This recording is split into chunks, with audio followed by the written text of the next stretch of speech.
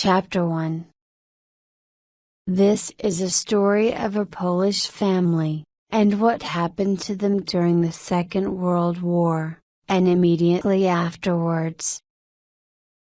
Their home was in Warsaw, and the father, Joseph Bilecki, was the headmaster of a school. He and his Swiss wife, Margaret, had 3 children. In 1940, when the Nazis took Joseph away to prison, Ruth was nearly 13, Edek was 11, and Bronia was 3. Joseph Bilecki was sent to a prison in the mountains of South Poland. It was crowded with prisoners, but not many were strong enough to escape.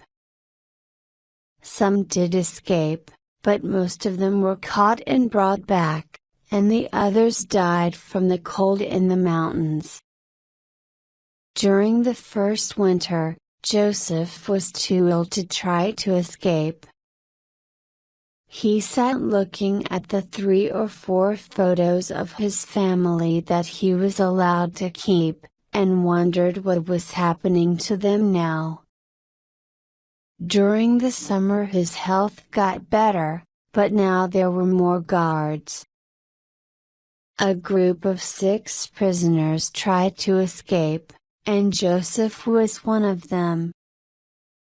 But they were soon caught and brought back, and Joseph was locked in a room alone for a month.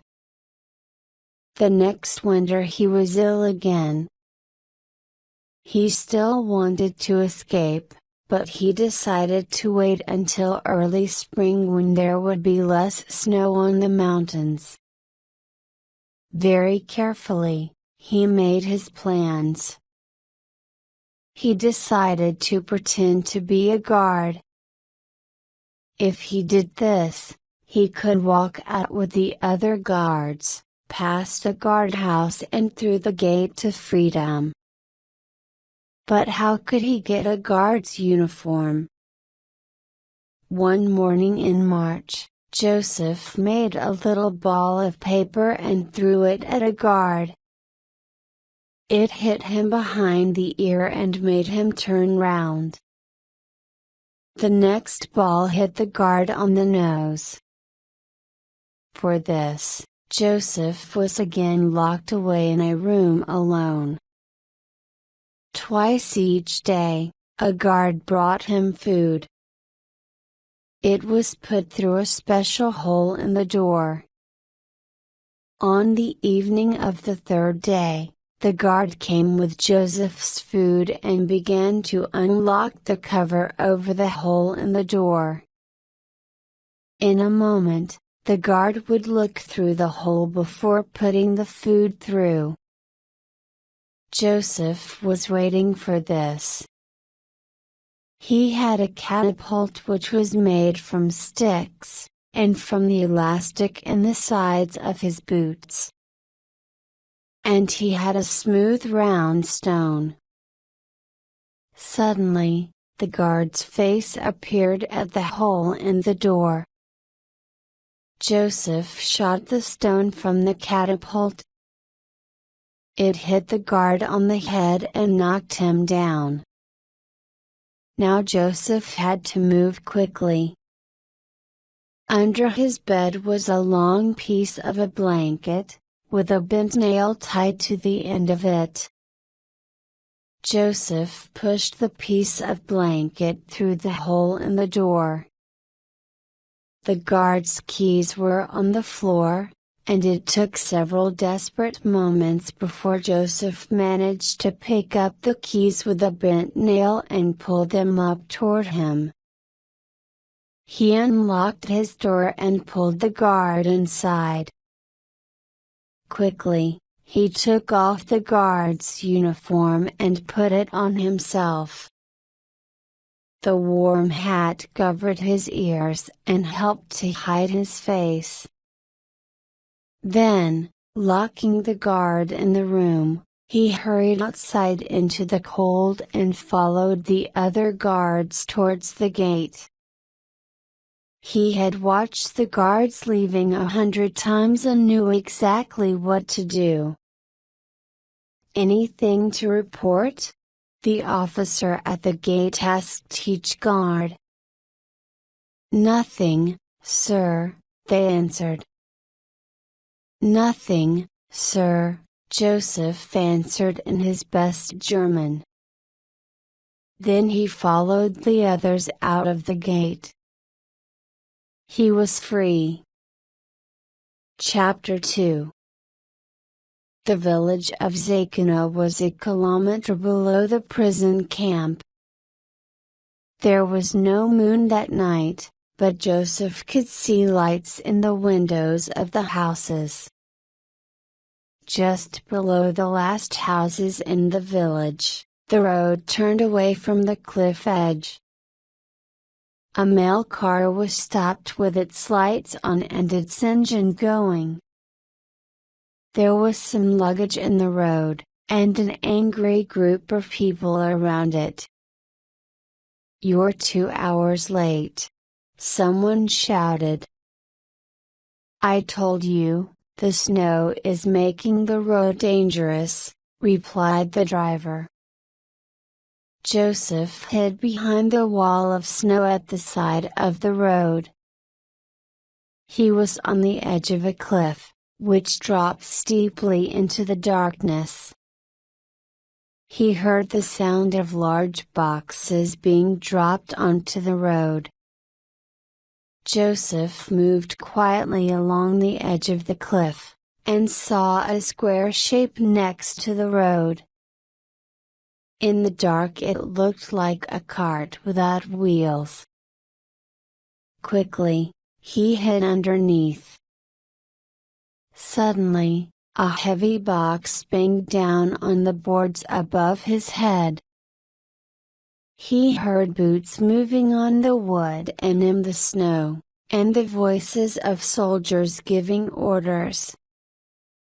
More boxes were put in, and then covered with a heavy cloth. When the soldiers were back in the road, Joseph pulled himself over the wooden side and under the cloth. A loud voice shouted, "Are you ready?" Then somebody answered from the other side of the dark valley, and suddenly the wooden boards Joseph was lying on began to move. They were sliding out into the darkness, away from the road. Where was he? Joseph lifted the cloth and looked out. He was in a luggage lift, moving through the air. There were lots of luggage lifts in the mountains. They were driven by electricity and were used for carrying things from one side of a steep valley to the other. Joseph looked ahead into the darkness. Were there soldiers on the other side of the valley, too? If there were, what was he going to do? He could not get away unseen, and he had no gun. Then he decided what to do. At last, the lift stopped with a bang, and a light was shining in his face. "I have a gun," Joseph said calmly. "If you make a sound, I'll shoot you." An angry Polish voice said something. "Be quiet, or I'll shoot," Joseph said. "Give me your light." He took the light from the shaking hands and turned it on the other face.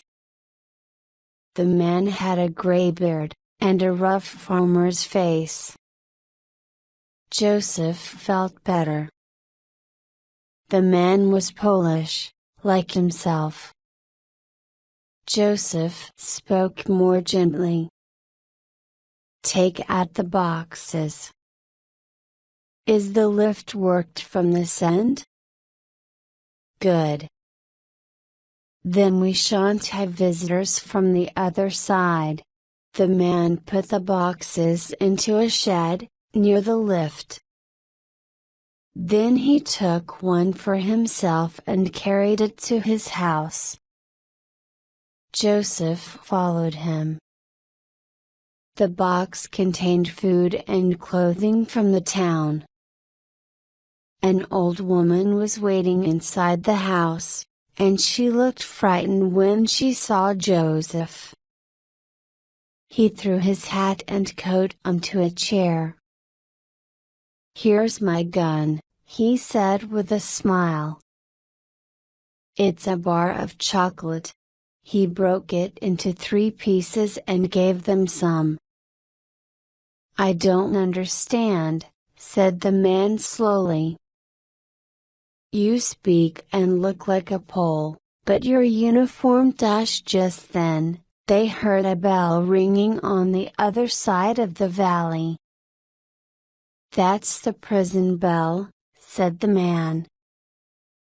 "They ring it when a prisoner escapes." "I am the prisoner," Joseph told them. The next day, some German soldiers came to the house, looking for the escaped prisoner, but Joseph hid in the chimney until they had gone. He stayed with the Polish couple for 2 weeks. They were kind people and they looked after him well. His thin body became stronger, and he began to look quite healthy. But on the 15th day he left. The old man guided him through the mountains for 3 days, then he said goodbye. And so Joseph began the first part of his long journey home. Chapter 3. It took Joseph 4.5 weeks to walk home to Warsaw. He knew the city well, but now there was almost no street that he recognized, and not an undamaged building anywhere. People were making their homes in cellars, or in caves which they had made in the ruined buildings. The only busy place was the railway, where trains moved through day and night, carrying soldiers to Russia or bringing back the injured from Germany. It was 3 days before Joseph found the street where he used to live. The school and his house had disappeared. What happened? He asked people, but most of them were new and not able to help him. Then he saw Mrs. Gross, the mother of a child who had been at his school. "The Nazis destroyed your school," she said. "What happened to my wife? They came for her in January last year, during the night. She's in Germany, probably working on the land. Did the children go with her?" asked Joseph. Mrs. Cross turned away. "I don't know anything about them," she said. But Joseph knew she was hiding bad news. "Tell me, please," he said. So, she told him all she knew. "On the night your wife was taken away, somebody shot at the car. One of the Nazi soldiers was hit in the arm before they got away. But an hour later, a lot more soldiers came back and destroyed the house with a bomb. The children have not been seen since." That was all Mrs. Cross could tell Joseph, but he knew that she thought the children were dead. For several days, Joseph searched the city for his children. At night he returned home to the Crosses, who gave him food and a bed. One night, Mrs. Gross said, "You can't go on like this. Almost certainly your children died when the bomb went off. Search for your wife instead of them. Germany is a large place," said Joseph. "How will I find her? Perhaps she escaped, like you," said Mrs. Gross. "Did you decide to meet somewhere if you were separated?" "Yes, we did. In Switzerland.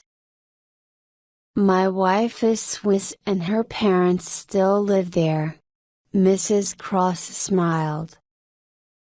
"Then go to Switzerland, and perhaps you will find her there." But Joseph spent several more days looking for his children. One afternoon, he was searching among the ruins of his old home when he found a small silver sword. It was about 14 centimeters long, with a dragon at one end. It was a paper knife, used for opening letters. Joseph had once given it to his wife for a birthday present. While he was cleaning the knife, he saw a small boy watching him. The boy was thin and his clothes were old and dirty. He was carrying a wooden box under one arm, and a small gray cat under the other. "Give me that sword," said the boy. "But it's mine," said Joseph. "You found it here, and this is my place." Joseph explained about his house. "I'll give you food for it," said the boy, and he offered Joseph a sandwich. "I have plenty of food," said Joseph. He put his hand into his pocket, but it was empty. "That's my sandwich." He laughed. "You took it from my pocket." But before Joseph could take it back, the boy ate most of it and gave the rest to his cat. After a minute, Joseph said, "I'm looking for my children. Ruth is 15 now, and she's tall with fair hair. Dick is 13, and Bronia is 5. Warsaw is full of children," said the boy. "They're all dirty and hungry and they all look alike. I'll give you this sword if you do something for me," said Joseph. "If you ever see Ruth or Dick or Bronia, you must tell them about our meeting. Tell them I'm going to Switzerland to find their mother. Tell them to follow me as soon as they can." The boy took the sword and put it in his wooden box. "I'm starting the journey to Switzerland tonight," said Joseph. "I'm going to hide on a train." "Where's the best place to jump on a train unseen? You will be caught and shot," said the boy. "Or you will die from the cold." "I still have to go," said Joseph. "Meet me tonight, when it's dark, and I'll show you the place where the trains slow down," said the boy.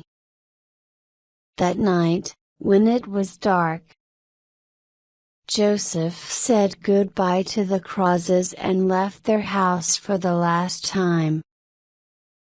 The boy was waiting for him at the bottom of the street. "We must use the back streets," said the boy. "If the Nazi soldiers see us, they'll shoot." "What's that you're carrying?" said Joseph. "Bread," said the boy. I borrowed it from the Nazi soldiers. They have plenty of it. Take it, you'll be hungry. I've a lot to thank you for, said Joseph, as they waited beside the railway. What's your name? The boy said nothing. He sat holding his cat and the wooden box. Will you come with me? Asked Joseph. The boy didn't answer the question.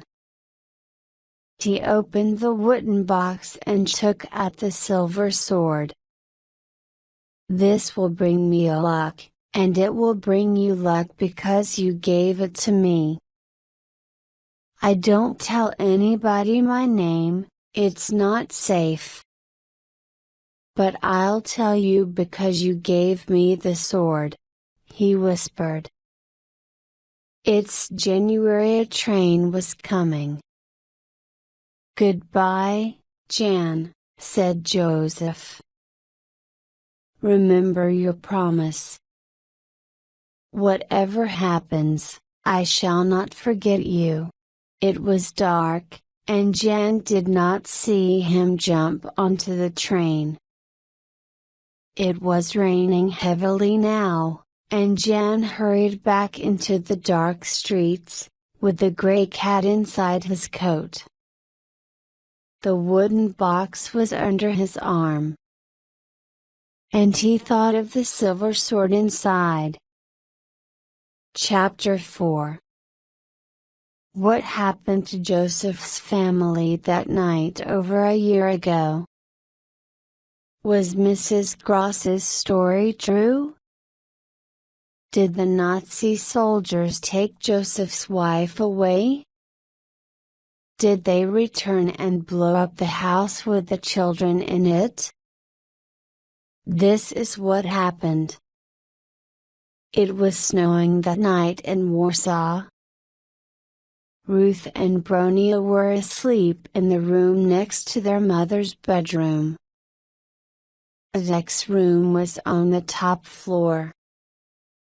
He was asleep when the Nazi soldiers came, but woke up when he heard a noise outside his door.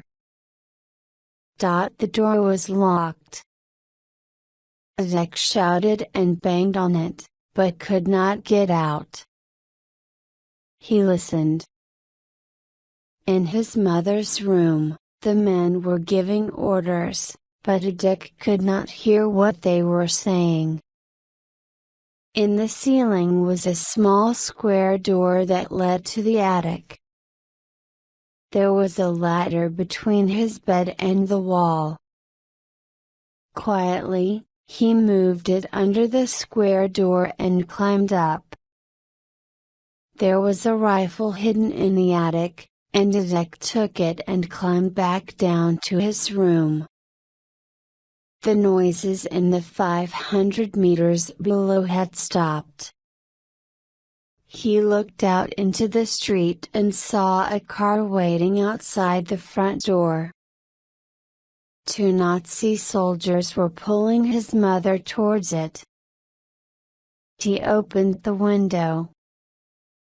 He was afraid to shoot until his mother was safely in the car. His first shot hit a soldier's arm. The man shouted with pain and jumped in beside the driver. It came the next two shots at the car wheels. He hit one, but the car got away. Adek used the rifle to break down his bedroom door, then he did the same to the door of his sister's room. Bronia was crying and Ruth was trying to calm her. I hit one of them, said Adek. That was silly, said Ruth. They'll come back for us now. We must get away from here before they do. Ruth dressed Bronia while Adek fetched overcoats and boots and warm caps. Ruth pulled a coat on over her nightdress, and put a scarf round Bronia. "We can't go out the front way. I can hear another car coming," said Adek. "And the back wall is too high and there are soldiers in that street. We'll have to go over the roof." He picked up Bronia and led the way upstairs. He was wearing his father's thick overcoat and carrying the rifle on his back.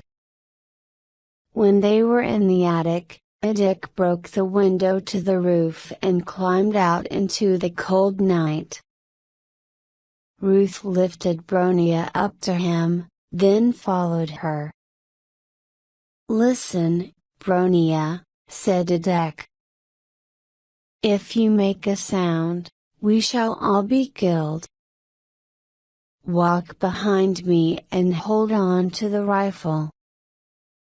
And don't look down." The roof was steep, and the snow made it difficult to stand or walk. Adek managed to climb across to the chimney, with Bronia holding on to the rifle behind him. She was too afraid to speak or make a noise. Then he reached back and pulled Ruth up after him. They could not see what was happening in the street, but they could hear shouting and the sound of cars stopping suddenly. The houses in this street were joined together, and so they were able to move from roof to roof and get away. They had gone 100 meters when the first bomb exploded. Fire lit up the sky above their home, and they fell flat in the snow. The roof shook and the whole city seemed to tremble. Another bomb exploded, and smoke and flames came from the windows. "Hurry," said Adek. "We won't let them get us now." They moved quickly across the rooftops until they found a fire escape on the outside of a building, then they went down to the street. On they ran, not knowing or caring where they went as long as they left the terrible flames behind them. It was the beginning of another gray winter's day before they finally stopped at a ruin of a bombed house. They slept inside it until the early afternoon, then woke up cold and hungry. They made their new home in a cellar at the other end of the city. When they asked the Polish council about their mother, they were told she had been taken to Germany to work on the land. Nobody knew which part of Germany. "The war will end soon," they were told, "and your mother will come back." They quickly made their new home as comfortable as they could. Adek got a mattress and some curtains from a bombed building. He gave the mattress to Ruth and Bronia. The curtains made good sheets.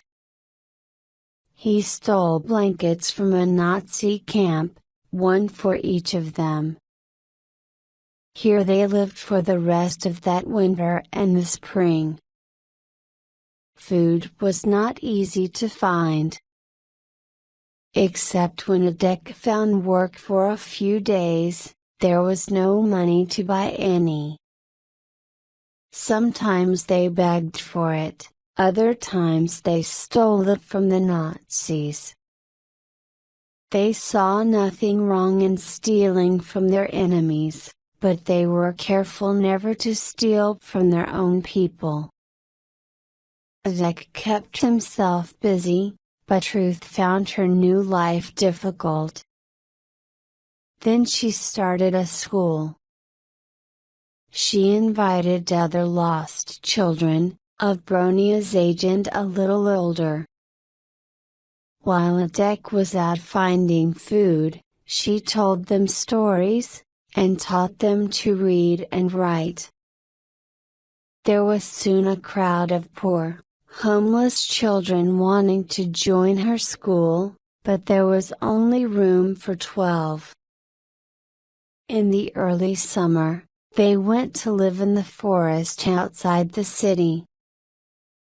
Life was healthier here, and there were plenty of other families for the children to play with. Ruth's school sometimes had as many as 25 children in it. Because of the kindness of the farmers, it was easier to get food. The farmers were not allowed to sell food to anyone except the Nazis, but they gave the children whatever they could. And they also hid food in cellars or holes in the ground. Then the children helped them to take it secretly into the towns, to sell to the Polish people. Edek was one of the children who did this. He went off to the town at night with butter sewn into his coat, or hidden among wood in a cart. But one night, Edek did not return. Ruth questioned other families in the forest, but no one had seen him. After some days, she discovered that he had called at a house in a village. The secret police had been there, searching for hidden food. They discovered the butter that was sewn into Edek's coat. After setting fire to the house, they had taken the owner and Edek away. From now on, Ruth told Bronia, we will have to look after ourselves. Chapter 5. 2 years passed without news of Edek. Ruth and Bronia returned to Warsaw each winter, and went back to the forest in the summer. But in the summer of 1944, the skies were full of planes, and they could hear bombs falling in the city. Though the children did not know it, the Russian army was moving west and the battle for Warsaw was beginning. By January 1945, the Nazis were gone and the city was in the control of the Russians. That winter, Ruth and Bronia had waited in the forest because of the fighting, but now they came back into the city. The Warsaw that they had known had disappeared. Bombs had destroyed the buildings, and there were no streets left. Somehow, they found the cellar which had been their home for 2 years. The chairs and beds had gone, but they had brought their blankets from the forest. Then some boys in Ruth's school mended the table and made chairs from boxes, and lessons began again. One day, Bronia came running into the cellar. There's a boy lying down outside and I don't think he can get up, she said. I've never seen him before. The boy was lying on some stones. Ruth thought he might be any age between 9 and 13. His face was thin and white and his eyes were closed. A thin cockerel stood beside the boy's head, making noises at anyone who went near him. Ruth chased the cockerel away. Does anyone know him? She asked the children. Nobody did. He looks ill from hunger, said Ruth. Yankel, will you help me lift him down to the cellar? Eva, find him something to eat, some soup if you can get it. They carried the boy down to the cellar and, after a few minutes, he opened his eyes. "Where's Jimpy?" he said. Suddenly, the cockerel appeared in a hole in the wall and jumped down beside the boy. "Jimpy!" cried the boy, and reached out towards the bird. "What's your name?" asked Ruth. "Won't tell you, said the boy. "Look, Eva's brought you some soup," said Ruth. "You'll feel better in a minute. Sit up and drink it." A girl pushed through the crowd at the door. She had a small wooden box in her hand. "I found this in the street," she said. "I think it's his. Give it to him," said Ruth. The boy took the box and smiled. Everyone wanted to look inside, but he wouldn't open it. But he told them his name. It was January. For some days, Jan was too ill to leave. Then, when he was better, he didn't want to go. So he made his home with Ruth and Bronia, and became one of the family. He carried the box everywhere, but he never opened it. Several streets away a new Russian guard had appeared. One afternoon, Ruth went there. "I want to see your officer," she said to the guard standing outside. "The whole of Warsaw wants to see my officer," said the guard. "Run away and play, little girl." "I'm not a little girl," said Ruth. "I'll be 18 next week." The guard smiled. "Well, because it's your birthday next week, I'll ask him." He went into the hut, then came out a few moments later. "My officer says come back the year after next." But before he could stop her, Ruth pushed past him into the hut. Inside, an officer sat behind a desk. "Come out!" shouted the guard. "All right, Ivan," said the officer. "I'll talk to her." He looked at Ruth. "What do you want?" "I want food and clothes and blankets, pencils and paper." "I've got 16 children." The surprised officer nearly fell off his chair. 17, if you count my brother, Dek, who is lost," went on Ruth. "Bronia is my sister, and the others are children at my school. They are all half dead from hunger, but they want to learn and have nothing to write on. And I want you to find Dek. He's been lost for 2 years. The officer waved some papers at her. "See these? They contain information about missing people, about 10 to each page. But it's an impossible job. Perhaps I'll burn the lot." "Don't do that," said Ruth. "The writing is only on one side of the paper. We can use the back of it at my school for writing on." The officer laughed, and Ruth laughed, too.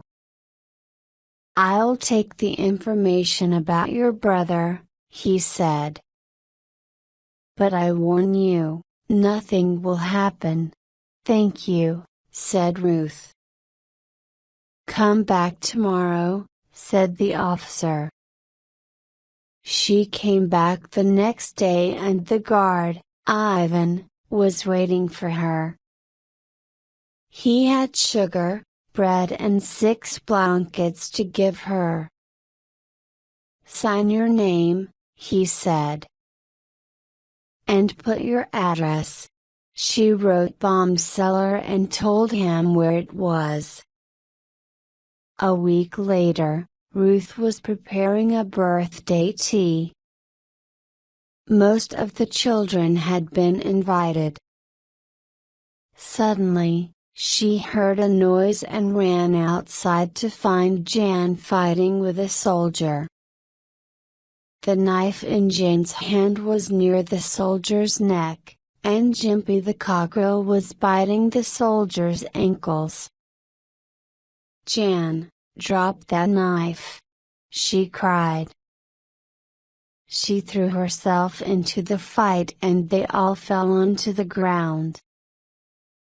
Ruth knocked the knife from James' hand.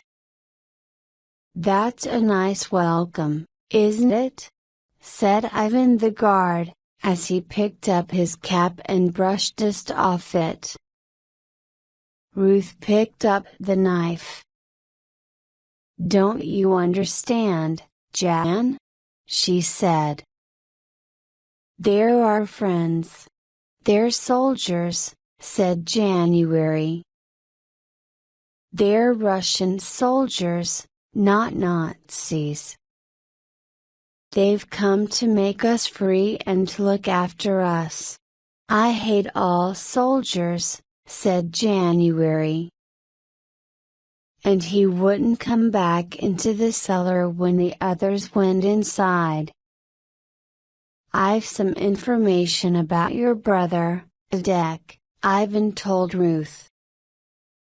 "He's in a camp in Posen." Ruth threw her arms round his neck and kissed him. Thank you. And I've brought a birthday present for you," he said. "It's some chocolate." "What's chocolate?" said Bronia. Suddenly, Jan appeared at the door. He was crying. "Don't cry, boy," said Ivan. "I'm not angry." Jan was holding out his little wooden box. It was in pieces. "You fell on it and broke it," he cried. "I'll mend it for you," said Ivan. Jan shook his head angrily, and something fell from the broken box. It was the silver sword that Joseph had given him more than 2 years before. Ruth picked it up and looked closely at it. Where had she seen it before? Then she recognized it. It was the birthday present her father had given to her mother before the war. Then she, too, began to cry. "More tears," said Ivan. "Excuse me, while I go outside and fetch my umbrella." And he went away wondering what it was all about. Chapter 6. While Bronia was asleep that night, Ruth and Jan talked. There was a lot Ruth wanted to know about her father, and Jan told her the little that he remembered. "Why didn't you speak about him before?" Ruth wanted to know. "Surely he told you our names? But war does strange things to young people." The worry of finding food and staying alive each day was enough to make Jan forget Joseph. But now he remembered him. And he remembered something else. "He was going to Switzerland to find your mother," said January. By the morning, Ruth knew what she must do. "We're going to Switzerland to find father and mother," she told Bronia. "Where's that?" asked Bronia. "Millions of kilometers away," said January. "Spring is coming," said Ruth, "and in summer it will be lovely sleeping under the stars. We'll go to Posen first, to find a deck. It's only 200 kilometers. We can beg for food. I'll steal it," said January. Ivan brought them shoes to wear, and a wooden box which he had made for January. They left Warsaw carrying enough food for a day, 2 blankets, Jumpy the cockerel, and the wooden box with the sword in it. The road out of the city was crowded with refugees. Some were going one way, some the other. It didn't seem to matter which way as long as they were moving. Lorries full of soldiers went past them. "I wish we could ride on a lorry," said January. "Jumpy's tired of me carrying him and he doesn't like walking." "I like walking," said Bronia. She was proud of her shoes. Not many of the refugees wore shoes. But she became tired later and was glad when a lorry stopped and let them ride for a while. They sat in the back and ate the food which they had brought in their pockets. It was evening when the lorry stopped for them to get down, 160 kilometers nearer Posen. That night, they slept in an empty barn.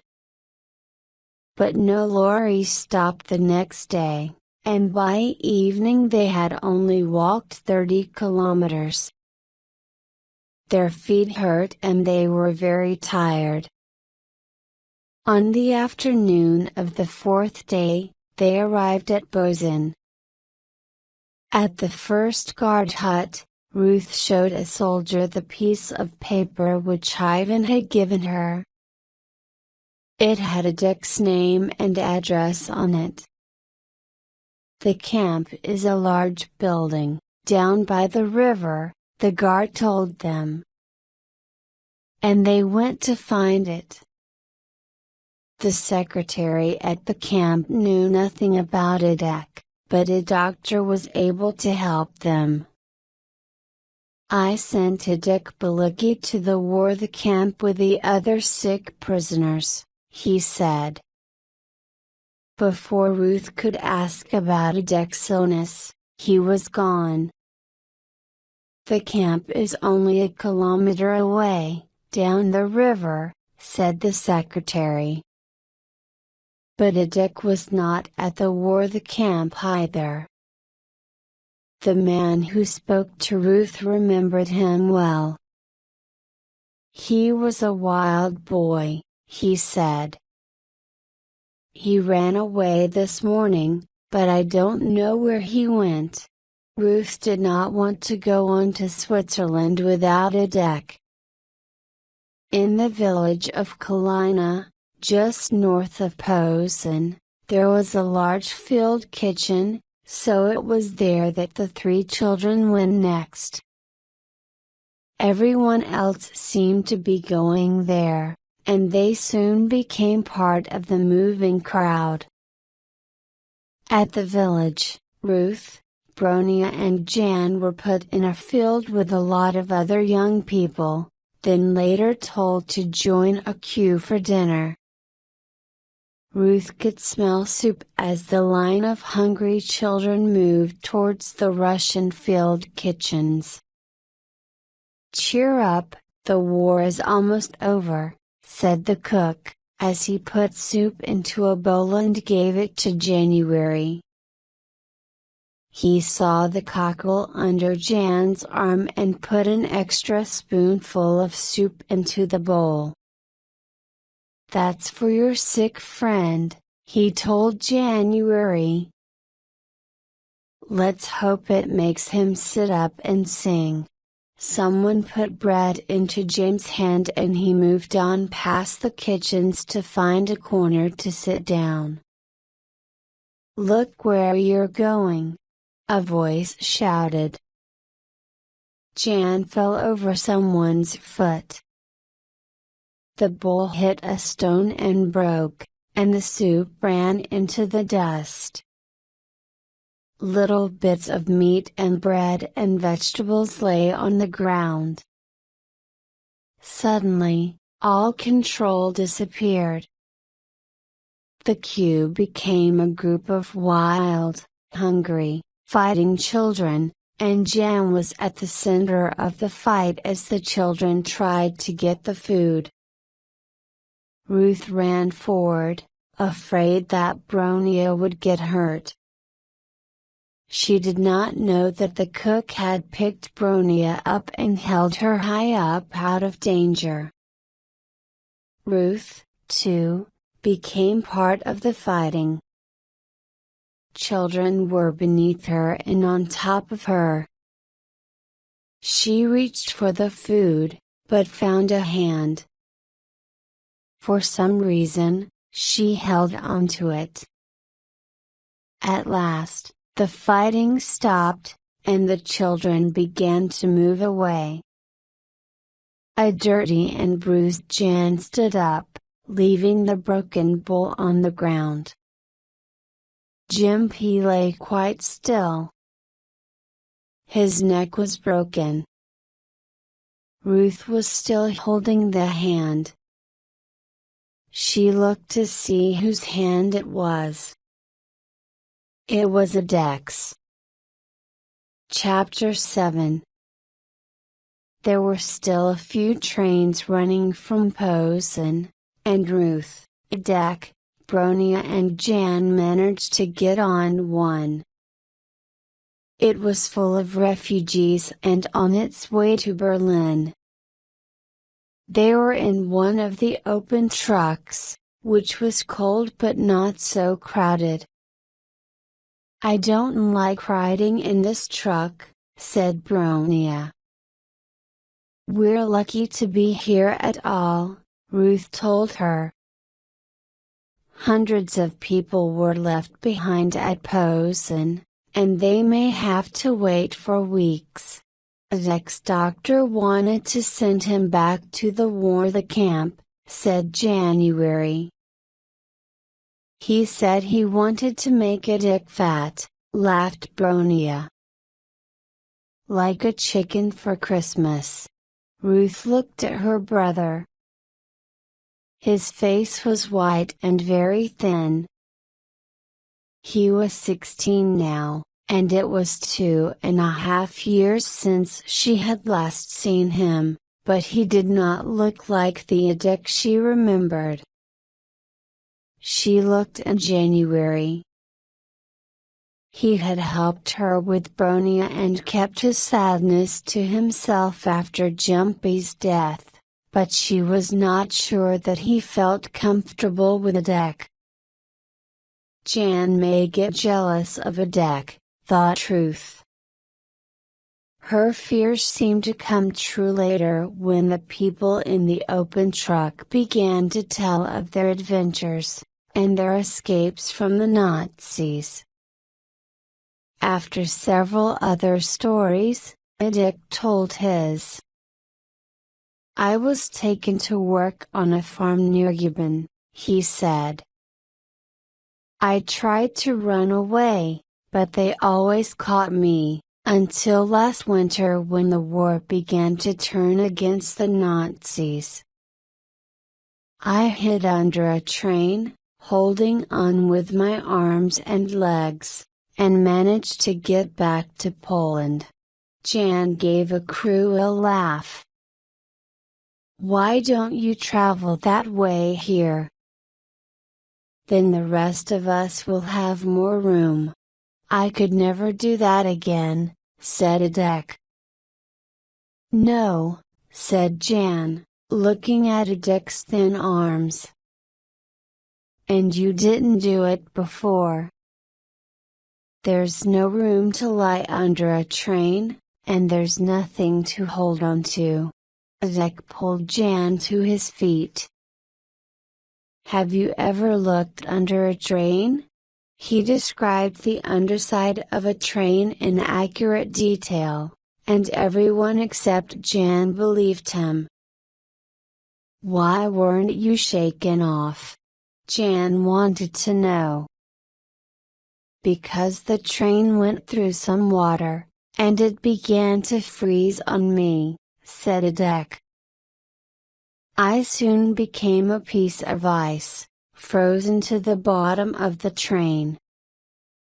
Later, I heard Polish voices and knew that we were out of Germany.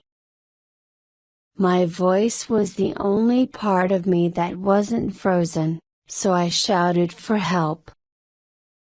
The station master came and broke the ice and carried me out from under the train. It took 2 hours for the ice to disappear.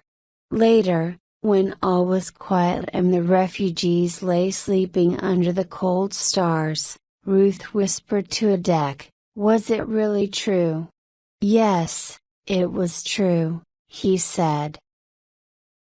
She took his hand and held it in hers. "Nothing like that must ever happen to you again," she said. 9 days later, at the end of May, the train reached Berlin. Some of the refugees immediately disappeared into the dusty ruins of the city, others waited with their luggage, hoping that someone would give them food or tell them where to go. But theirs was the second refugee train that day and there was not enough food for everyone. But the children were happy. They left the station laughing and shouting, on their way to a refugee camp not far away. Only a few weeks ago, they had been in Warsaw. 10 days ago, Adek had been missing. But now they were all together and a third of the way to Switzerland.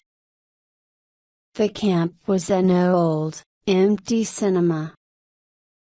It was warm and dry and comfortable, and there was food to eat. After 4 bowls of soup each, the children were given blankets and mattresses and taken to a corner of the hall where they found a place to sleep. But comfortable though it was, the camp was to be their home for only a few days. Switzerland is still a long way away, Ruth reminded the others. We must go on. Take the Potsdam road and follow your noses, the family were told, and off they went, singing a happy song. Russian soldiers marched past them, then lines of women and girls in gray-green uniforms. These were followed by hundreds of carts, pulled by horses. Next day, the children went across the country towards Bitterfeld and Halle. A British officer had given them some money for food, but this was soon gone and they had to find work to get more. This was difficult because the factories were closed, and the farms were using the freed prisoners of war. Some villages refused to let the children enter because there was no more food or places to stay for refugees. One camp had a school for Polish children. If they remained there, the children were told, they would receive all the food and schooling and medicine they needed. Dick was very tired when they arrived, and Ruth was ready to stay for as long as he needed to rest. But Dick felt better after a few days, and one look at the silver sword was enough to make him want to go on to Switzerland. So they came to the edge of the Russian zone. In the first days of peace after the war ended, there were many places where it was quite easy to move unnoticed from one zone to another. The children did this somewhere in the Thüringen forest. It was only the different uniforms of the soldiers, and the strange words on the signs, that told them they were now in the American zone. Chapter 8. It was now the middle of June, and Dick was no better. Each day he walked more slowly, and at night his cough kept Ruth awake. She decided he must rest for a week. They made a camp near a river and planned to stay there until Ruth and Jan earned enough money to buy Dick a pair of new boots. Ruth took a cleaning job at the local school, and Jan got work on a farm. Dick rested under the trees with Bronia to look after him. There was plenty of food from the army food kitchens near their camp, but several times Jan came home with tins of meat or fish. "Where did they come from?" Ruth asked him. "The farmer," replied January. "He's very generous." But there was strange writing on the tins, and Ruth began to suspect that Jan was lying. "It's American food, and I know he's stealing it," she told Dick. Dick wanted an answer to the mystery. Without saying anything to Ruth, the next afternoon he went alone to the farm where Jan worked. He hid behind a tree and waited. He saw Jan leave the farm before the day's work was over. Instead of returning to the camp, Jan hurried off the opposite way, and through the town. Dick followed him to a railway line, where a boy jumped from behind a tree at the side of the road. He waved to Jan, who went across to him. Dick went closer, but stayed out of sight and waited. He waited so long that he began to wonder if they had gone. Then suddenly Jan came out from behind the trees and ran along one side of the railway, towards the signal ramp.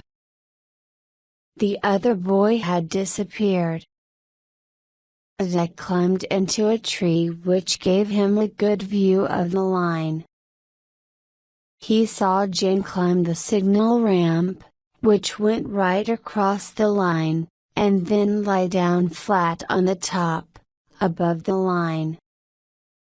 What was he going to do? "I must go and find out," thought Dick. He jumped down from the tree and went to the bottom of the signal ramp. "What are you doing, Jan?" he called. Jan did not see Dick until that moment. "Go away," he said, angrily. Then came a noise as the signal changed to green. "Go away!" Jan screamed at Dick. And he threw himself at the signal and began to pull it. Dick heard the sound of a distant train. "Come down!" he shouted to January. Jan took no notice. he worked quickly with a spanner and a pair of wire cutters. The noise of the train grew louder, and dirty smoke rose above the trees. "There's going to be an accident," Dick thought, and began to climb up the side of the ramp. Dick was not strong. Coughing badly, he pulled himself up the ramp to the top. The signal had now changed to red. An angry Jan moved past Dick's face, nearly knocking him off the ramp. He said something, but Dick could not hear him because of the noise of the train. Still worried about an accident, Dick stood up on the ramp and waved at the train. But the signal was at red, where Jan had put it, and the train was already stopping. A dark cloud of dirty smoke surrounded Dick. When he finished coughing and wiping the smoke from his eyes, he saw someone shouting at him from below. It was an American soldier. And the soldier had a gun in his hand. Captain Greenwood of the American Army sat in the courtroom and looked at the boy in front of him. "You stopped the train and were going to steal food from it," he said. "No," said Dick. "I mean, yes, I stopped the train. But no, I wasn't going to steal from it. Why did you do it?" Captain Greenwood did not understand. The boy was ill, and he did not seem the kind of person to play dangerous games with trains. Before Dick could answer, there was a noise at the back of the courtroom. A soldier came forward with a message for Captain Greenwood. There was a whispered conversation, then the captain said, "Yes, all right. If they can help us, bring them in." Ruth, Jan and Bronia were brought in and made to stand beside Dick. Bronia held Ruth's hand and smiled. Jan was biting his lip, but his eyes were angry. "There's been a mistake, and I've come to explain," said Ruth in Polish. "This is January. It's all his fault. I want to speak for him." There was an American soldier who spoke Polish standing near them, and he told Captain Greenwood what Ruth was saying. "Who is the other child?" asked the captain. "My sister, Bronia," said Ruth. "She has nothing to do with this. We're on our way to Switzerland and we're camping near the river. Have you any parents?" Captain Greenwood asked January. "No, Ruth is my mother now," said January. Ruth did her best to explain this, and the things that had happened at the railway line. "So," Captain Greenwood said to Jan, after Ruth stopped speaking, "you have no parents. Ruth Bilicki is acting as your mother. You say that Dick Bilicki did not stop the train, but that you did. Is that right?" Jan's answer was to make a sudden run for the door. 2 guards brought him back, kicking and biting. "Can you control the boy?" Captain Greenwood asked Ruth. "He's afraid of soldiers," said Ruth. If you send those guards outside, sir, I think he'll behave himself."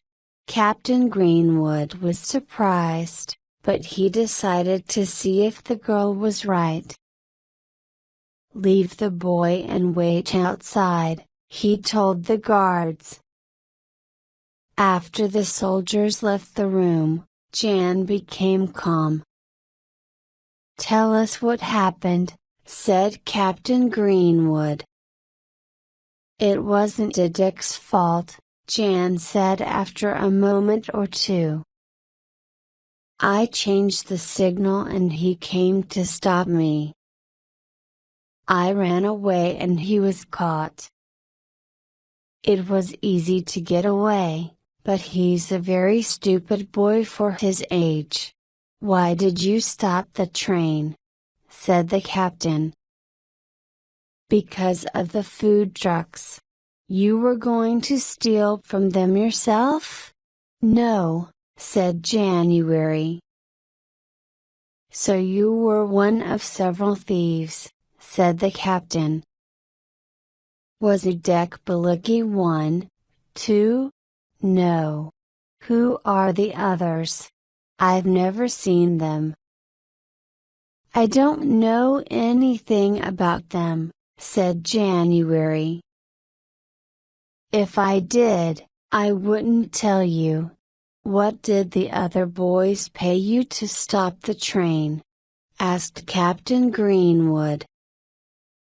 "Nothing," said January. "Sometimes they gave me some of the food they took. But you say you've never seen them. They're clever," said January. "They'll leave the food in a hiding place, in the forest. But why do you steal food when you can get plenty from the army kitchens?" asked Captain Greenwood. "It's just a bad habit, isn't it? The Nazis stole everything from our country," said January. "Now it's our turn to steal from them. But this is American food you've been stealing, not Nazi food. It's sent here to feed you and all the other refugees. If you steal it, you're robbing your own people. Do you think that's right or sensible?" Jan began to cry. "Dick is ill, and we are all hungry." "I shall always steal if we are hungry." Captain Greenwood moved the papers around on his desk. "Dick Bilicki," he said, "you can go. Jan, you will pay 200 marks or go to prison for 7 days." Ruth and Jan talked together for a minute, then Ruth said, "Jan says he'll go to prison.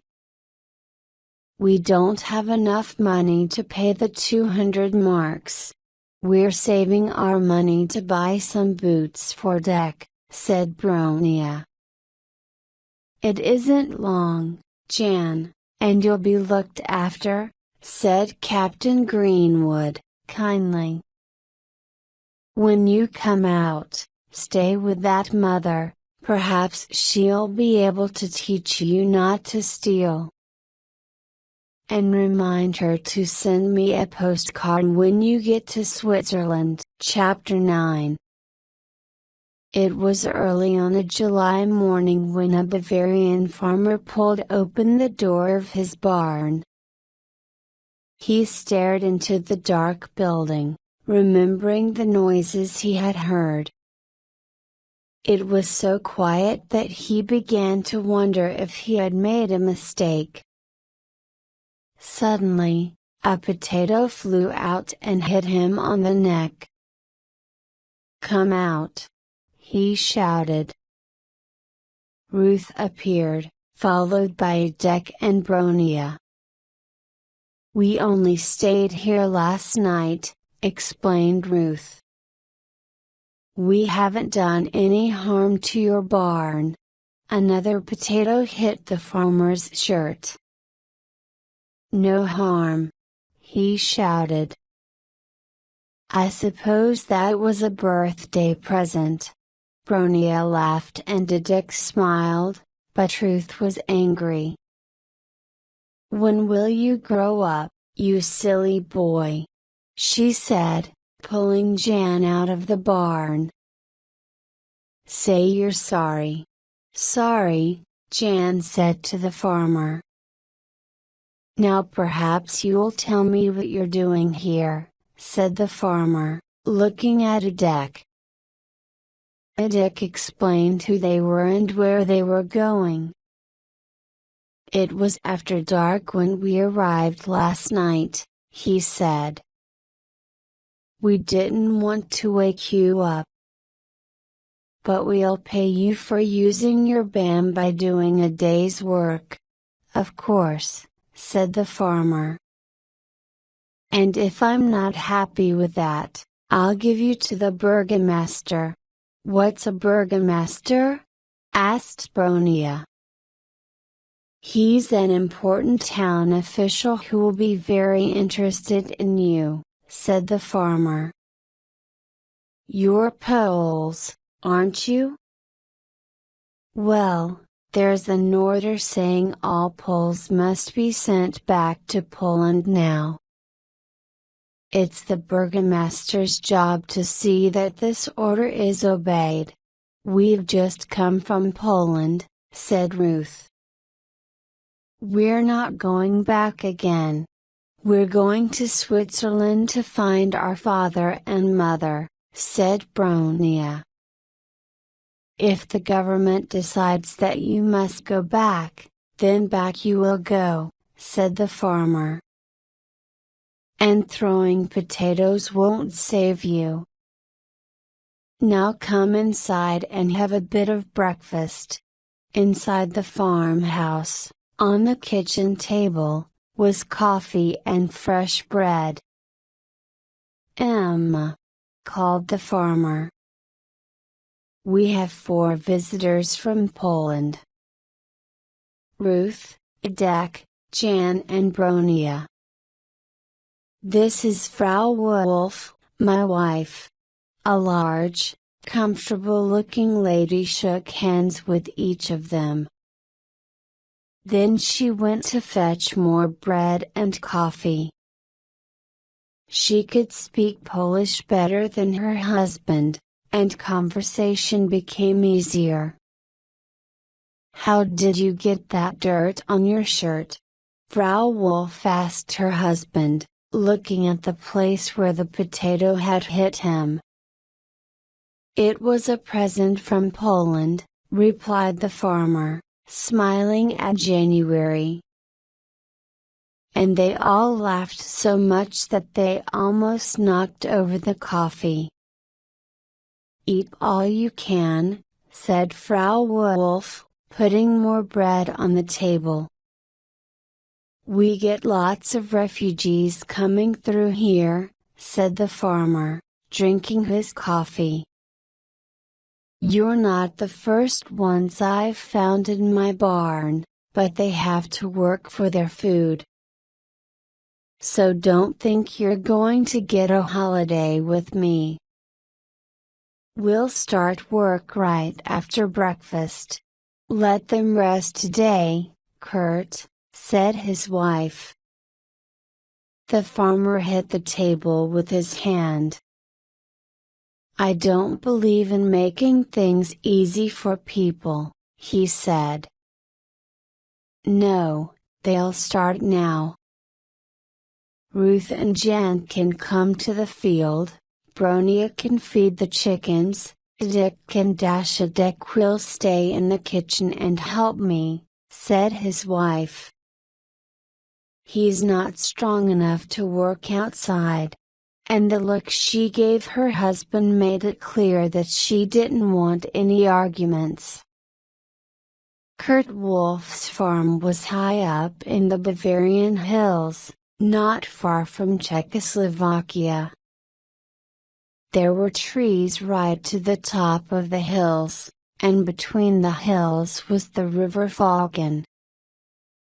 A few kilometers away was the village of Boating, where each day the burgomaster received his orders from the American soldiers who were living there. His orders were to send all the Polish and Ukrainian refugees back home in American Army lorries. Most of the refugees were glad to go home, but others had reasons for not returning. Ruth and her family did not want to return, so they had to keep out of the burgomaster's sight. Jan liked living on the farm. He said it was as good as his week in prison, which he had enjoyed very much. He became friendly with an old dog named Ludwig. Until Jan arrived on the farm, Ludwig just lay in the sun doing nothing. Now he followed Jan everywhere. One day, when they were in the kitchen, Ruth looked at a photograph of a young man which was on the shelf. "Who is that?" she asked. "That's my son," said Frau Wolf quietly. "You didn't say that you had children," said Adek. "We haven't," said Frau Wolf. "Hans was killed in North Africa. Rudolf, my younger son, died while he was fighting to keep the Russians out of Warsaw. Was he in General Model's army?" asked Adek. "Yes," said Frau Wolf. "Perhaps we saw him," said Jan, looking closely at the photo. "They all wore uniforms like that, and used to hide in the ruins to shoot at us. We hated them. Some of the Germans were nice in the early days of the war," said Ruth. Jan stared at Frau Wolf, then looked back at the photo. How could these friendly people have sons who had been German soldiers? He did not understand it. "You and I should be enemies," he said to the farmer. "The only enemy you have," said the farmer, "is the burgomaster, and he hasn't given you any trouble yet. Rudolf loved Ludwig the way you do," Frau Wolf told January. The dog became quiet and unhappy when Rudolf went away, but now you've come he's as happy as he used to be. You're like Rudolf in other ways, too." "Oh," said January. "He was sent to Warsaw to kill us," said Ruth. "I don't suppose he wanted to very much. If he were here now, he would be as friendly as you are, Frau Wolf." "It all seems so stupid. You'd like to be our mother, wouldn't you, Frau Wolf?" said Bronia. "Yes, my dear, I'd like to have you all. But you have your own mother and we must help you to find her." She turned to January. "You have no mother, January. Would you like to stay here?" "Yes, I would, because of Ludwig.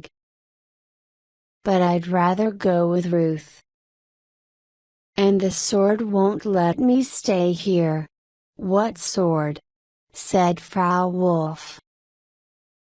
Jan fetched it from his box, and explained how Joseph Bilicki had given it to him, long ago, and how it now helped them to go on whenever they felt without hope.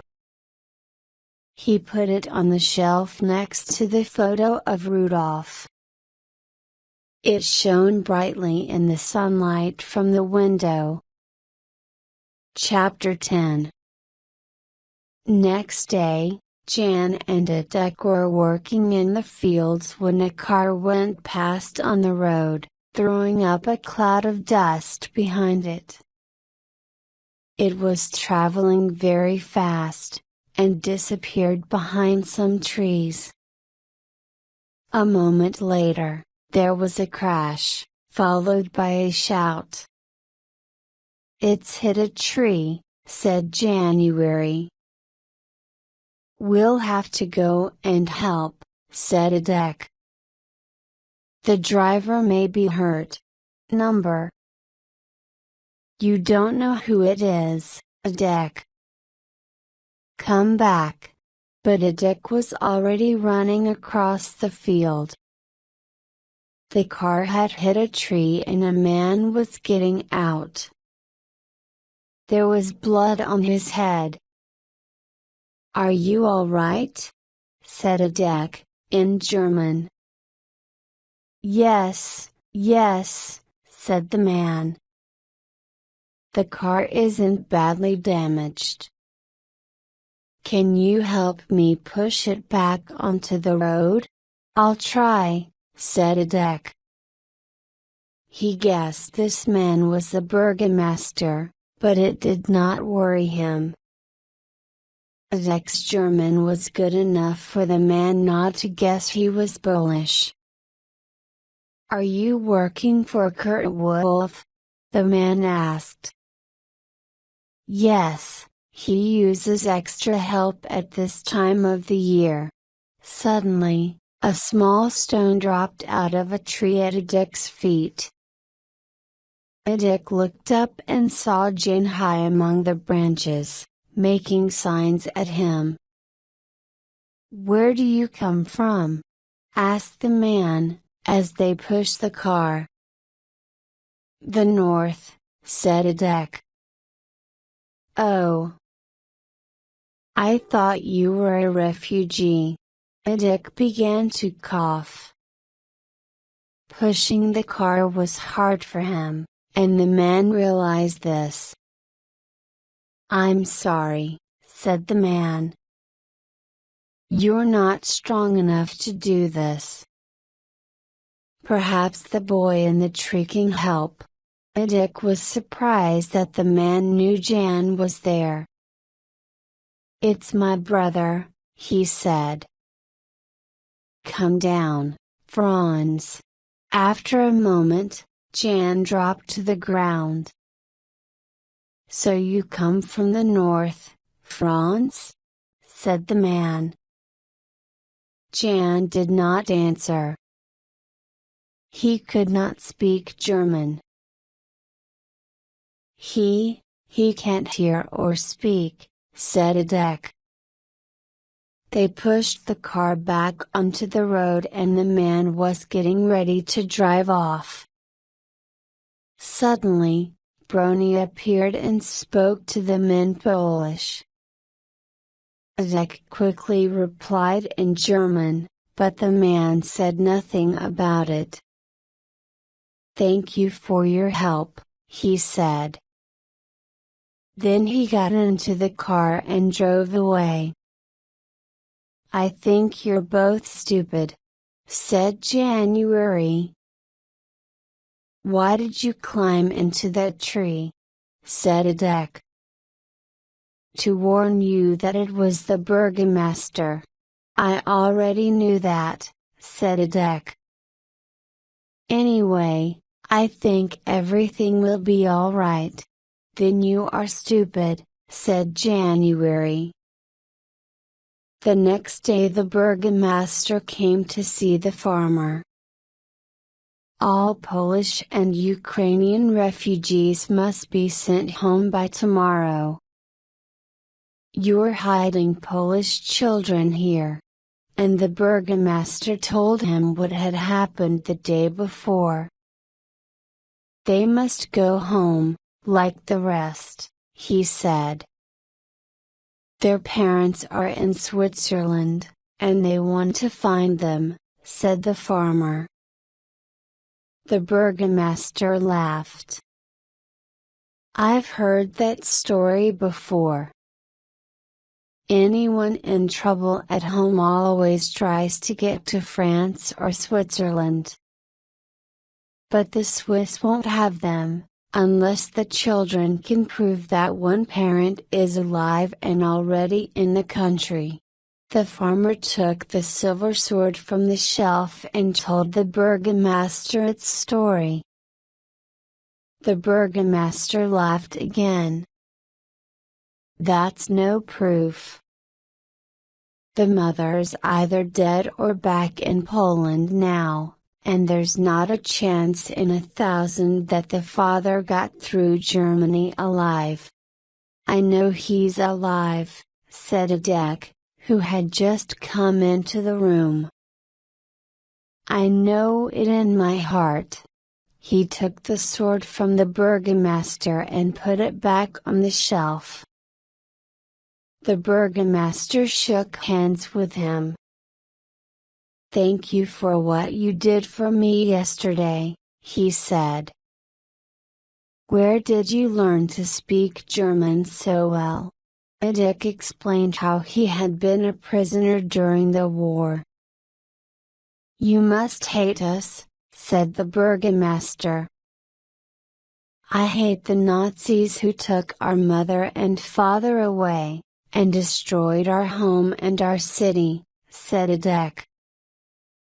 But not all Germans are like that. Just then, Ruth came in with Bronia, Jan and Ludwig. A lorry will come for you tomorrow at 12 o'clock, midday, said the burgomaster. I shall expect you to be ready. Please don't try to escape. There is only one road, and there are American guards on it. There are guards in the forests, too. He looked tired. I warn you again, do not try to escape, he said. It was late that afternoon when the farmer remembered something. The canoes, he said. What canoes? Said Ruth. The farmer fetched them, together with 3 paddles. They belong to my sons, he said. Have you ever paddled canoes? Yes, replied Adek and Ruth together. There are only 2 difficult places on the river Falcon, said the farmer. The rapids, 10 kilometers below the village, and the place where it joins the river Danube. But if you stay in the middle of the river, you'll be all right. It's your only chance to escape. So, at 3 o'clock in the morning, 2 canoes and 4 sleepy children were taken down to the river. Frau Wolf gave them some food as the farmer put the canoes into the water. Say goodbye to Ludwig for me, said January. I shall miss him very much. Ludwig's in the forest somewhere, said Bronia. I heard him. Ludwig's asleep at home, said Frau Wolf. Adek and Jan, you rake the canoe with 2 seats, said the farmer. We'll put the luggage in with you. Ruth and Bronia, you must fit into the 1-seat canoe. It's only 50 kilometers to the Danube. Remember to be very quiet when you pass the village. There's no moon, so I don't think anyone will see you. But if anyone shoots at you, lie as flat as you can. Good luck, said Frau Wolf. We can never thank you enough for all you've done for us, said Ruth. "I'll remember you forever," said Bronia.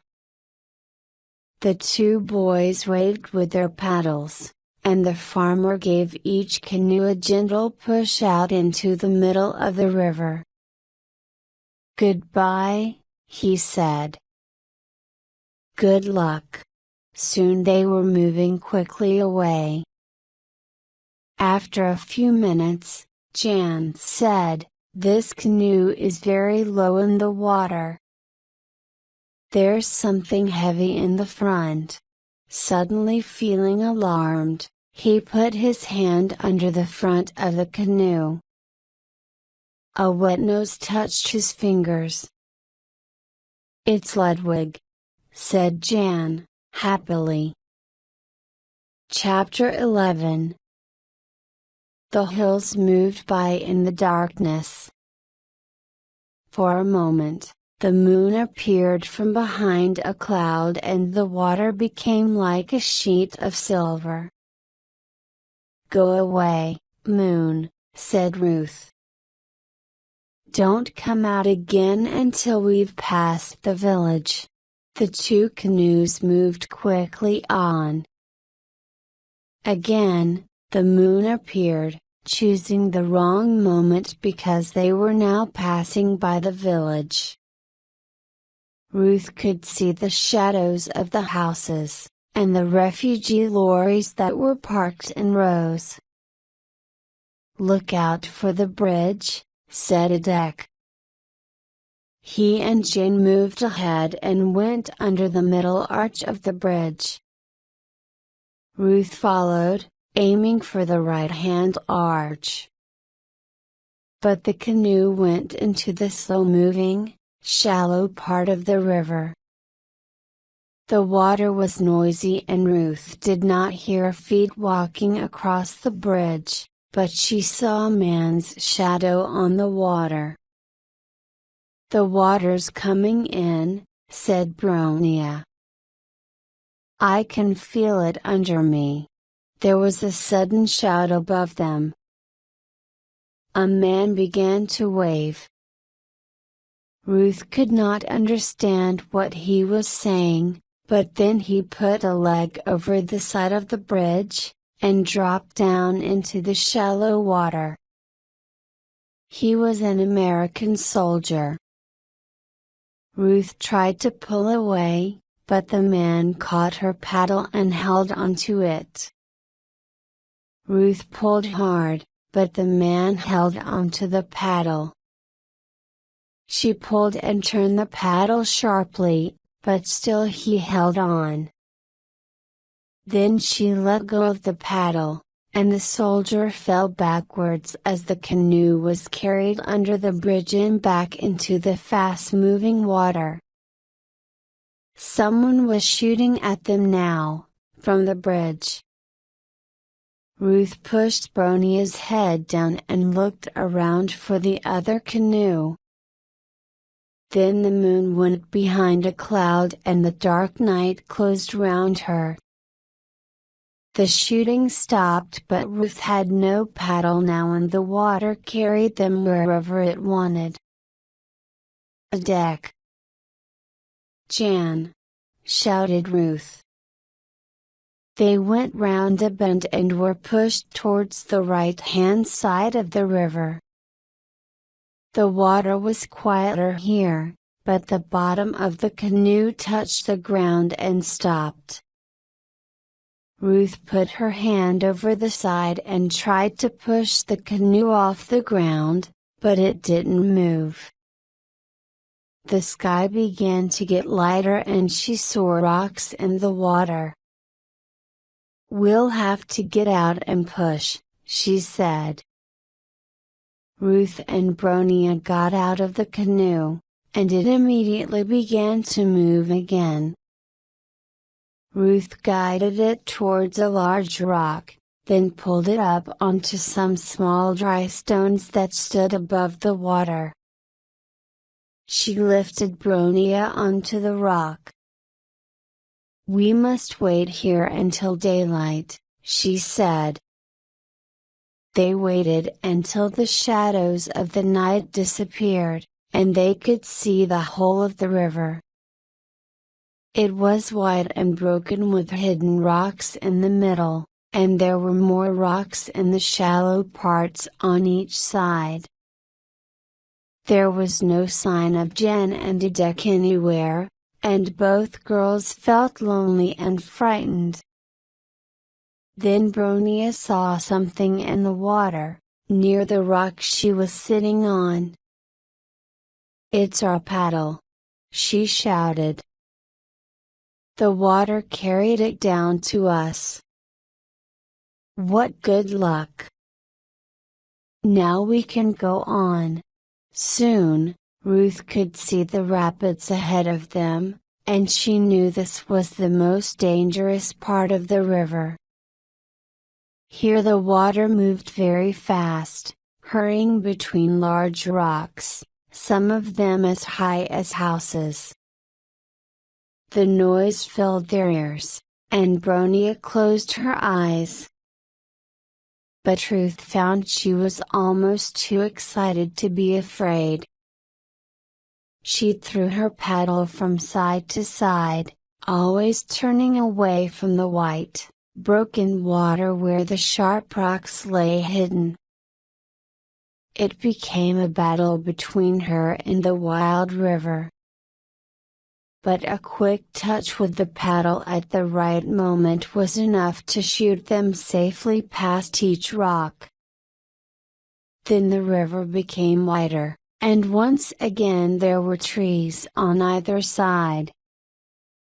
The water slowed down, and Ruth realized that they had got through safely. She thought about Edek and January. Had they got through the rapids, too?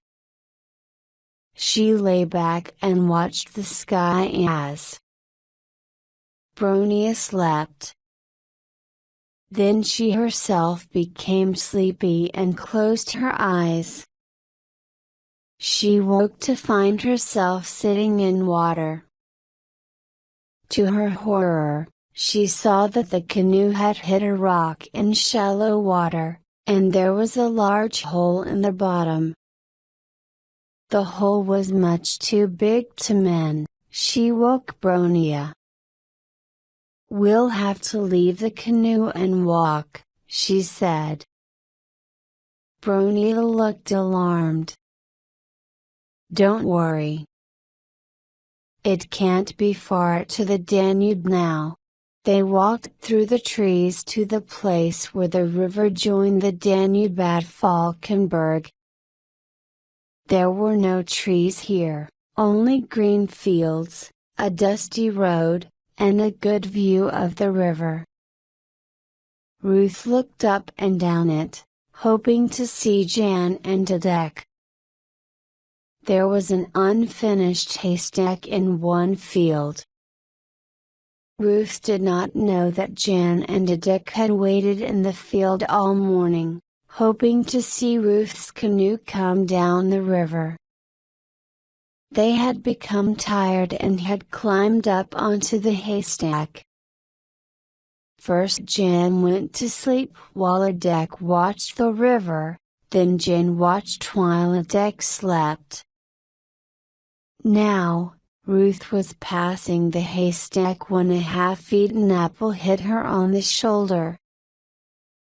Then she heard a dog, and found Ludwig jumping round her ankles. "Where have you been?" Jan's voice shouted from the top of the haystack. "We thought you'd got into trouble on the rapids." He pushed the sleeping Edek, and the boy dropped to the ground in front of Bronia. They were all pleased to see each other again, and told their stories. "We lost our canoe on some rocks, too," said Edek. 100 meters away, American lorries crowded with Polish refugees moved along a dusty road. But the children were too busy laughing and talking even to notice them. Chapter 12 They walked into Falkenberg, crossed the Danube, then a lorry took them some way along the road to Switzerland. After this, there was more walking. 3 days later, tired but happy, they were camping beside the road. "Only 130 kilometers to Lake Constance," said Ruth, looking for some dry grass for Bronia to lie in. "Is Lake Constance in Switzerland?" asked Bronia, sleepily. "Switzerland is on the far side of the lake." "Lie down here, Bronia. The grass is nice and thick. Will Mother be waiting for us?" asked Bronia. "Perhaps she will," said Ruth. And in the half-light of the evening, nobody noticed that her eyes were wet with tears. Jan's wooden box was one of the things they had saved from the canoes. He had been too busy to think about it before, but tonight he opened it to make sure everything was safe. Suddenly, he jumped up. "The sword's missing," he said. "Someone's stolen it." "Nobody would do that," said Ruth. "Did you leave it at the farm?" Jan thought for a moment. "Yes, and I'm going back for it." He began to walk away, but Ruth stopped him. "Don't be stupid. The wolves are honest people. They'll look after it until we send for it." Just then, Dick began coughing. He had been coughing a lot since the river adventure, and the pain in his chest was getting worse. Ruth was worried when she saw how ill he looked. She made him lie down, then covered him with a blanket. "Light a fire, Jan," said Ruth. "It will help Dick to sleep." It was a warm night and they did not need a fire, but Ruth wanted to give Jan something to do. When the fire was burning and the other three were sleeping, she stayed awake to make sure that Jan didn't run off. At midnight, a voice called her name. It was Dick. "I thought you were asleep," said Ruth. "I can't sleep. The pain is too bad," said Dick. "I can't walk anymore. We'll find a lorry to ride in," said Ruth. "It's only 130 kilometers. There's no traffic going that way," said Dick. Ruth talked to him quietly until he went to sleep again, but she was too worried about her brother to sleep herself. "If we don't reach Switzerland soon," she thought, "he may not live." An hour later, she heard another voice. It was January. "Ruth, may I have Dick's shoes when he dies?" "He's not going to die," said Ruth, making herself speak calmly. "He will if I don't have my sword," said January. "And we'll never find your father, either." Ruth almost believed him. It was true that they had been very fortunate while they had the sword. And now Dick was very ill. But all she said was, "Go to sleep, January. Everything will be all right." But after a while, Ruth could not keep awake any longer. When she woke in the morning, Jan and Ludwig had both gone. And Adek's face looked so white that at first Ruth was afraid he was dead. For a few moments, Ruth felt desperately alone. Jan can look after himself, said Bronia, when she discovered that he had gone. He forgers that we may need him to look after us, said Ruth. The sun shone onto Adek's face and woke him. He was too ill to notice that Jan and Ludwig were missing. What's wrong with Adek? Asked Bronia. I expect it's the hot sun, said Ruth. Adek could only walk very slowly, with Ruth holding his arm. After less than a kilometer he had to stop and sit down on the road. I can't go on, he said, his voice a whisper. Ruth pulled him out of the sun. Stay by the road, Bronia, she said. Stop the first person who passes. Half an hour later, a lorry came along. The driver saw Bronia and stopped. She called to him in Polish, and he smiled. He was an American soldier, but he answered her in Polish. Have you come from Poland, too? Said Bronia.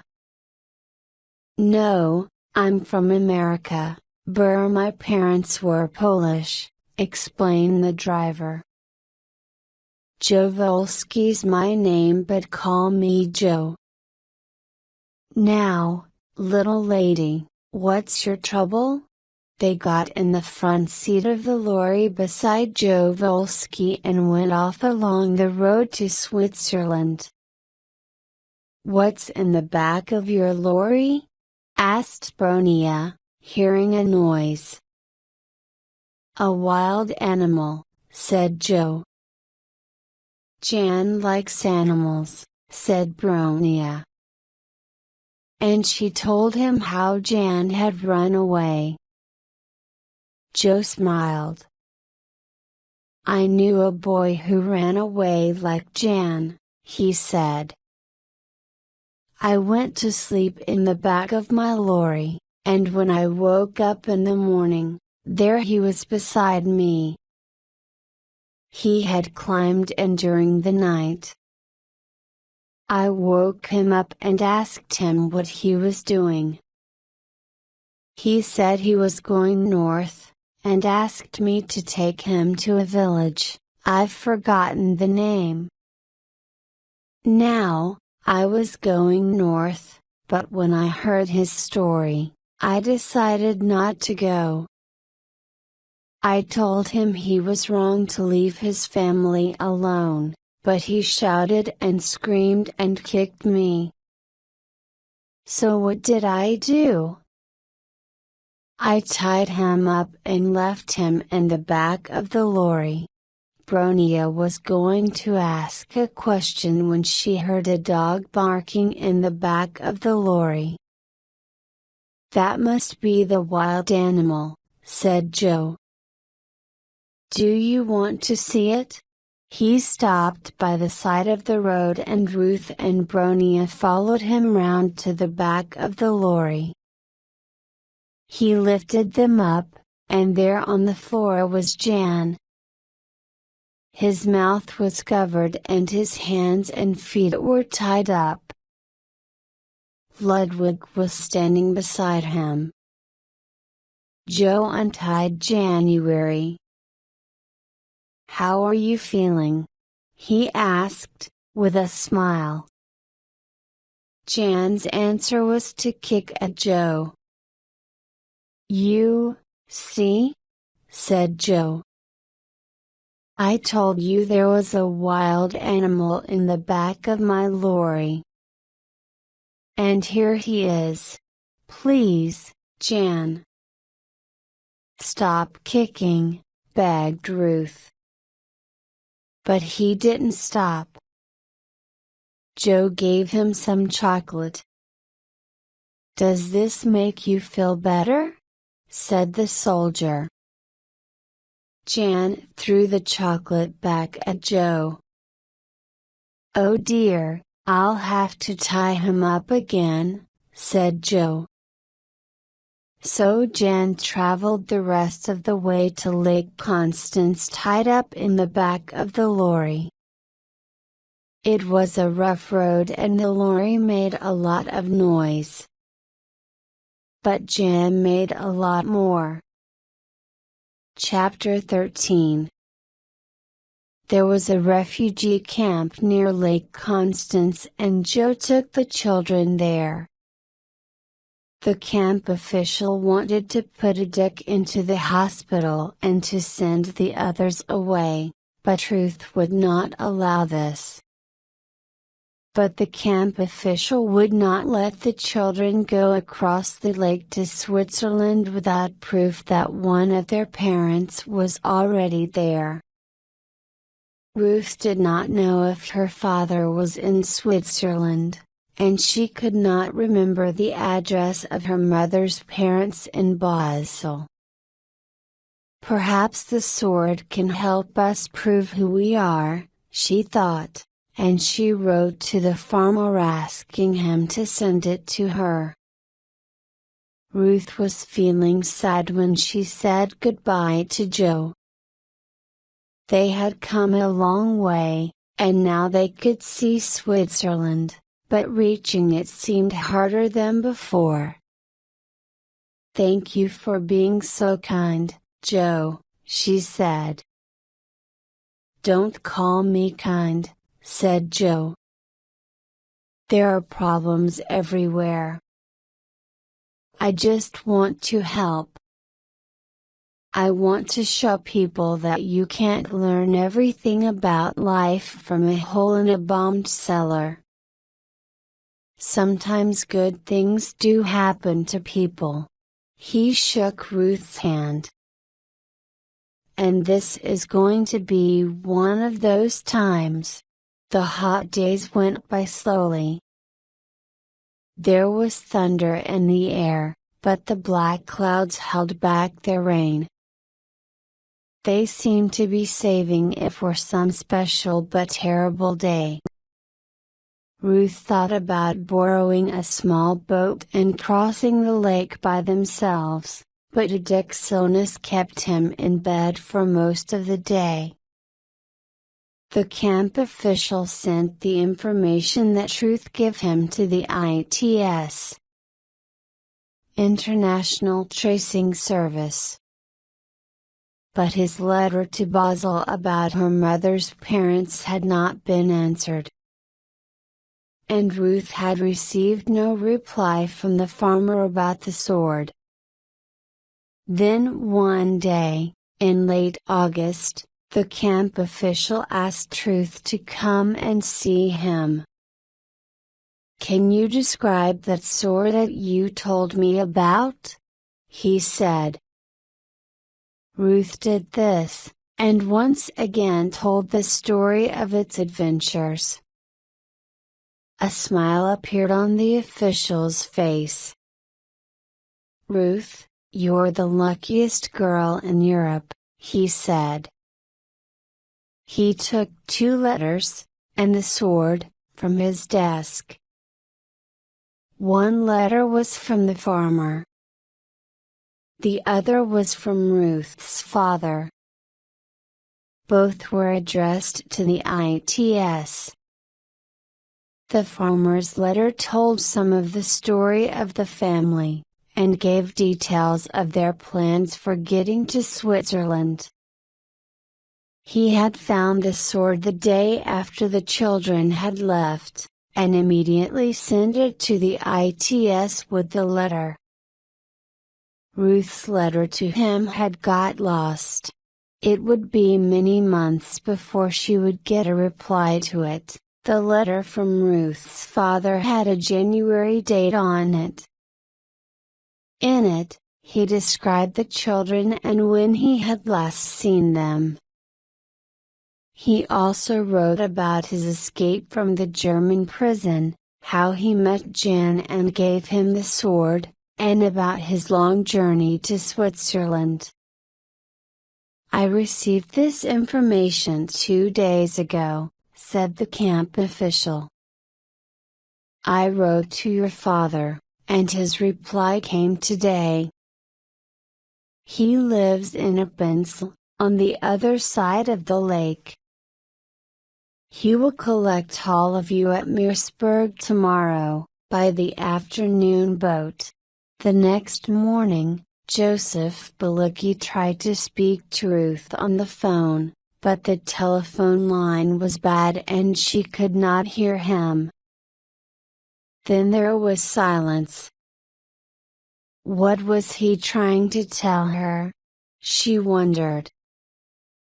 The children waited by the lake for the Swiss boat to come and fetch them. They were so excited that they did not see the dark clouds getting thicker above them. Only Ludwig was unhappy, but nobody noticed this. "Let's go to that hill over there," said January. "We'll have a better view of the lake.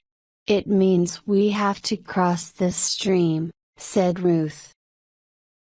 "It's a very small stream," said January. It was true. There had been very little rain that summer and it was easy to jump from rock to rock and get across the shallow water without getting their feet wet. "I'll stay on this side," said Adek, who was feeling tired. "Good idea," said Ruth. "Sit on that rock." But when she was on the other side of the stream, she called back to him. "Adek, there's a boat that's been pulled up on the ground behind you. You can get inside it, if it rains." And at that moment, it did begin to rain. Adek laughed and got inside the boat. There was the sound of thunder from the Swiss mountains. Then lightning appeared through the clouds, and more thunder followed it. Suddenly, the clouds seemed to open up and a great sheet of rain fell out of the sky. In just a few seconds, Ruth, Jan and Bronia were wet through to their skins, and there was water up to their ankles. It was impossible to see through the heavy rain. Ruth reached for Bronia's hand, and found it. She tried to find Jan's, but he was trying to calm Ludwig. She got hold of his shirt, but he pulled away. "We must go back to Adek," shouted Ruth. It was not so easy to do. She fell over a broken tree branch, then tried to feel her way along the edge of the lake. It was some time before she realized she was going the wrong way. She went back again. But the quiet little stream was now a wide river, carrying bits of wood and whole trees in its wild, fast-moving water. "Adek! Adek!" she cried. "We'll never get across." Then the rain became lighter and she could see across the river. Adek must be on the other side, she thought. But Adek was not there. Nor was the boat.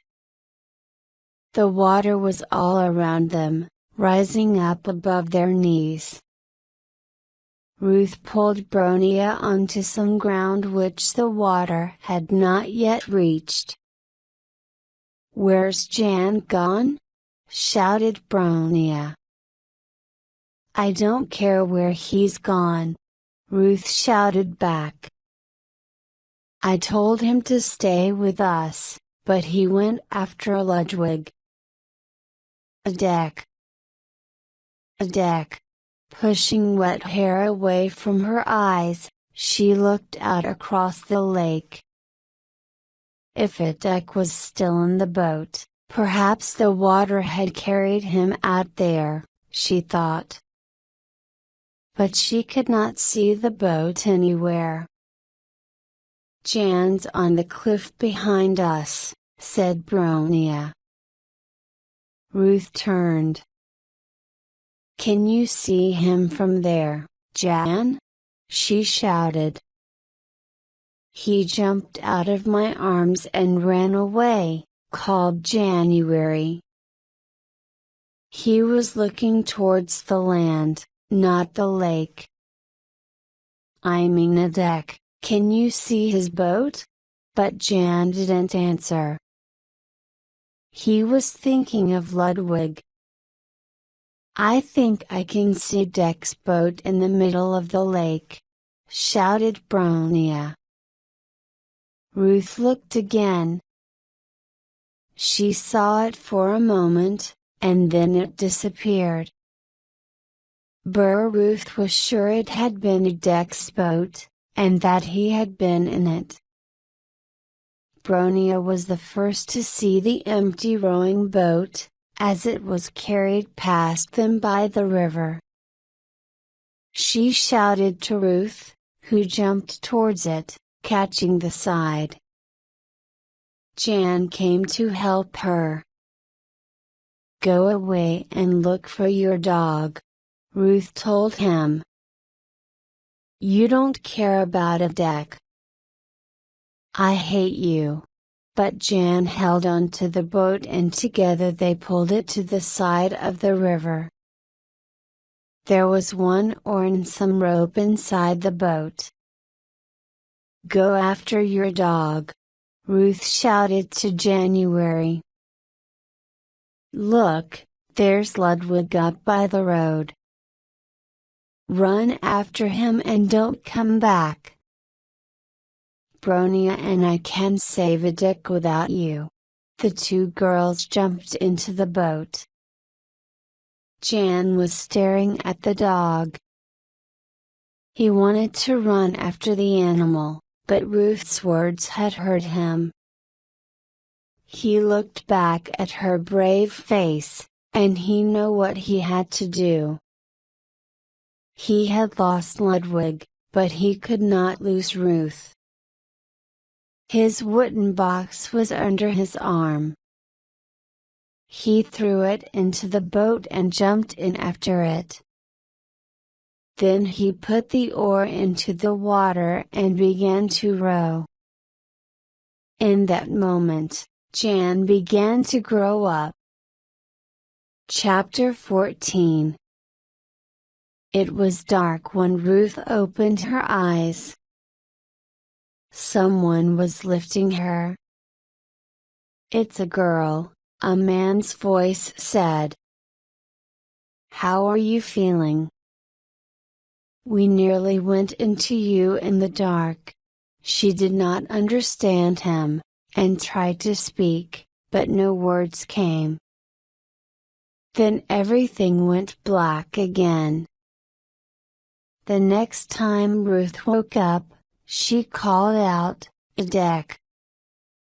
"Bronia!" "Jan!" There were voices all round her, but she could not understand what they were saying. Then she heard another, deep voice. It said, "Adek!" "Bronia!"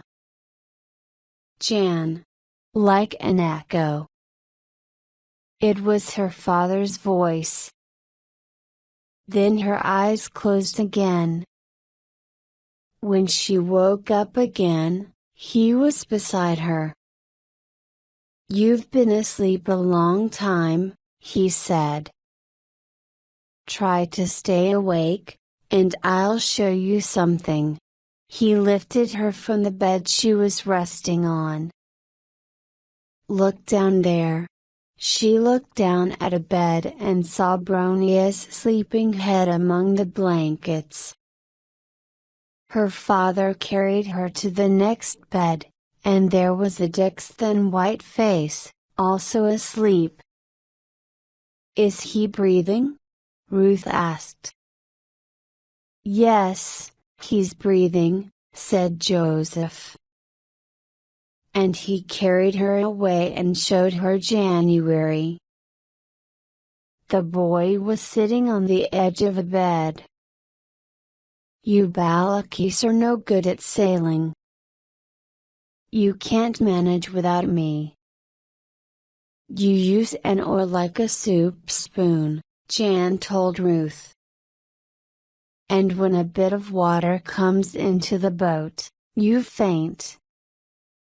I had to find Dick's boat and get ours across to it. I shouted to him to help, but he had fainted, too. So I pulled him into our boat, just before his went under the water." Joseph smiled at him. "Now eat your food and stop talking," he said to January. Ruth put her arms round her father's neck. "All three of them are safe," she said, happily. "4, said her father. "4 of them. I tried to tell you over the phone, but you couldn't hear me." He opened a door to another room on the boat. There was a woman inside, and she had been waiting for the door to open. Her arms reached out to Ruth. "Mother," said Ruth. And she moved from her father's arms into those other arms. "Mother was sitting with you when you were asleep," Joseph said. "She went away before you woke up. We didn't want to give you too many surprises at once." Someone knocked at the door, and Jan came in. "Ruth, I wanted to tell you I haven't got my wooden box anymore," he said. "It fell into the lake." "What about the silver sword?" said Ruth. "Is that lost, too?" "I gave it back to you, I know I did." Jan pulled open his shirt. And there was the silver sword, tied to a thin piece of rope round his neck. "I knew if I kept the sword safe," he said to Joseph, "we would find you again." He untied the sword and gave it to Ruth's mother. "Joseph gave it to me, but it's yours now," he said. "You can keep it forever if you'll be my mother." An international children's village was built in a pencil. It was the first village like this in the world. Each nation had its own house, where 16 children who had lost their parents could live. There they could grow up with the children of the house parents. Joseph Balicki and his wife became the house parents of the Polish house. Bronia grew up a happy child, drawing pictures and playing with the other children. At first, her drawings were full of ruined buildings, soldiers and field kitchens. But slowly they changed to pictures of happier things, the lake and the Swiss mountains.